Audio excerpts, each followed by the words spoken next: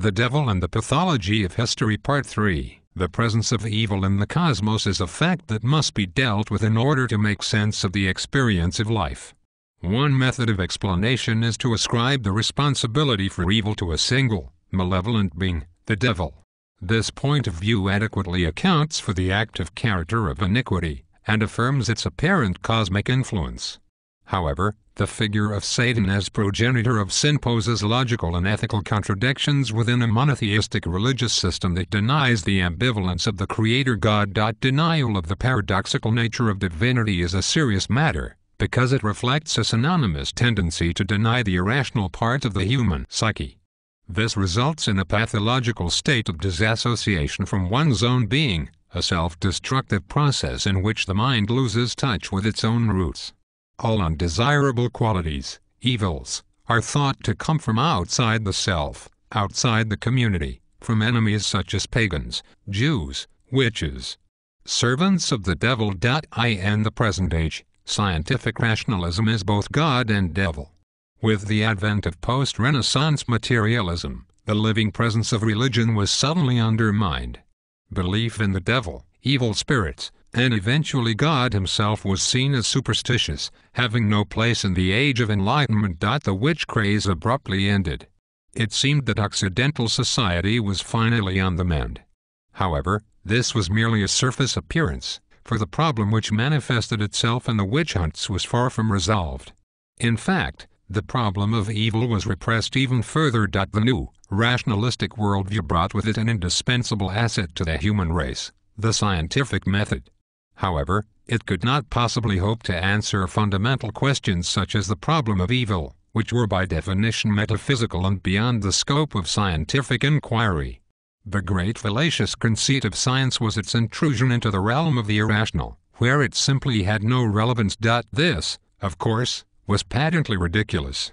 Yet the traditional model of the universe could no longer withstand the onslaughts of rational materialism, and so was destroyed. The problem of evil was not solved, it was merely explained away. The only method known to the West for dealing with existential questions was abandoned. God and devil were dead. This grand-scale repression of basic human qualities led to even greater insanity than during the previous age. Despite a marked increase in the quality of life in Western society, this life was largely devoid of meaning. Vain attempts to return to previous worldviews ensued. Many new religions and subcultures surfaced, offering illusory escape from the pressures of modernity. The most extreme evasion of the problem was 20th-century Satanism, which resurrected the romantic conception of Lucifer, who, in his own inimical style, represented the principle of individuality in the face of oppression. The obvious contradiction inherent in a devil as a principle of good was a sure sign of confusion. And, even as the Satanists pilloried Christ, they belied their own professed independence by operating within the structure of dogmatic Christian belief.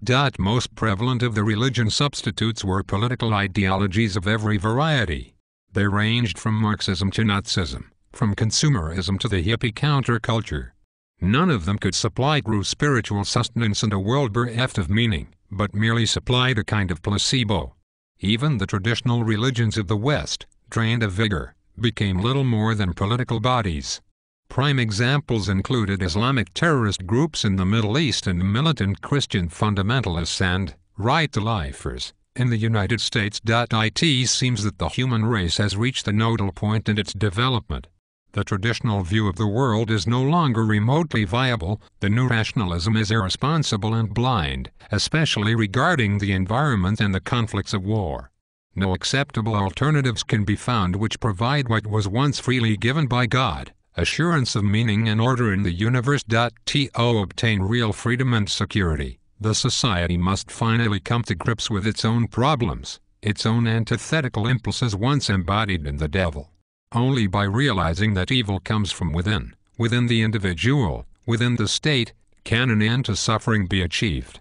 The imperceptible slowness of this process makes it nearly impossible to verify, but I believe that the human race is indeed engaged in it. The recent collapse of Leninism and the gradual expansion of civil liberties in the Eastern Bloc is a sign of greater self-awareness on a global scale. It amounts to an admission of the desire for unity. This is the only goal worthy of pursuit, conscious unity with all things and all beings, even the devil.